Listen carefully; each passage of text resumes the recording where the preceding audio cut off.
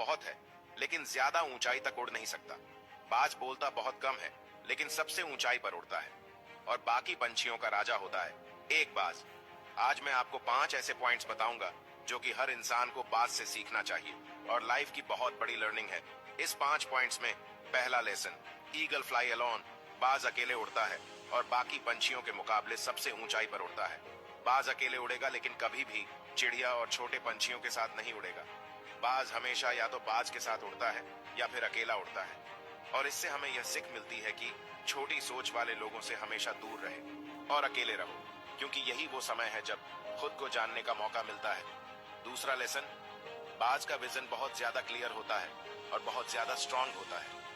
बाज अपने शिकार को 5 किलोमीटर दूर से ही देख लेता है और जब उसे एक बार अपना लक्ष्य दिख जाता है तो चाहे उसके बाद रास्ते में कितनी ही मुश्किलें क्यों ना आए, वह अपने लक्ष्य को हासिल करके ही दम लेता है। इससे भी एक बहुत बड़ी सीख मिलती है कि अपना विजन क्लियर रखो और उसे हासिल करने में फिर चाहे कितनी ही मुश्किलें क्यों ना आए, पीछे मत हटो उस बाज की तरह। तीसरा लेसन, बाज कभी भी मरे हुए जानवरों को नहीं खाता, वह हमेशा जिंदा शिकार करता है। और इससे हमें यह सीख मिलती है कि जो हमारा पास्ट है वह मर चुका है, तो अपने उन मरे हुए थॉट्स पर ध्यान मत दो और अपनी आने वाली ताजी जिंदगी पर ध्यान लगाओ। अपने पास्ट की जो पुरानी यादें तुम्हें तंग करती है, उन्हें वही रहने दो जहां पर उनकी जगह है।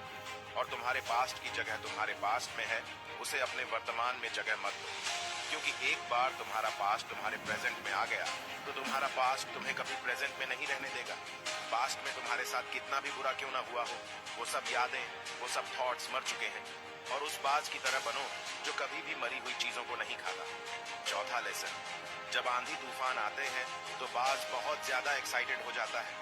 जब बारिश होती है तो सारे पंछी छिपकर बैठ जाते हैं, लेकिन बाज को बड़ा मजा आता है जब तेज हवाएं चलती है तो बाज उन हवाओं के सहारे और तेजी से ऊपर की ओर उड़ता है और ऊपर उड़ते उड़ते इतना ऊपर उड़ जाता है कि बादलों के ऊपर पहुंच जाता है। और इससे भी एक बहुत बड़ी सीख मिलती है कि मुसीबत में मजा ढूंढो। और नेपोलियन हिल ने एक बार कहा था कि हर बड़ी चुनौती अपने साथ में एक बहुत बड़ा अवसर लेके आती है, तो उस बाज की तरह तुम भी अपने उस अवसर को पहचानो। और जिस दिन तुमने अवसरों को पहचान लिया तो सारी मुश्किलें तुम्हारे नीचे होंगी और तुम उन मुश्किलों के ऊपर होगे। पांचवा लेसन, बाज अपने घोंसलों में से सॉफ्ट घास को निकाल देता है ताकि बाज का जो बच्चा होता है वो उसमें कंफर्टेबल ना हो सके, क्योंकि वो अगर घोंसले में कंफर्टेबल हो गया तो वो वही रहना पसंद करेगा। लेकिन बाज कभी ऐसा होने नहीं देता। बाज एक पंछी है और उसे भी ये बात पता है कि there is no growth in comfort zone. लेकिन हम तो इंसान है ना, और इंसान होने के बावजूद भी कई सारे लोग इस बात को समझते ही नहीं है। आप जितना ज्यादा कंफर्ट जोन में रहोगे, आपकी लाइफ आने वाले समय में उतनी ही ज्यादा अनकंफर्ट हो जाएगी। कभी अगर बनना हो तो बाज बनना, लेकिन कभी तोता मत बनना। तोता बोलता तो बहुत है,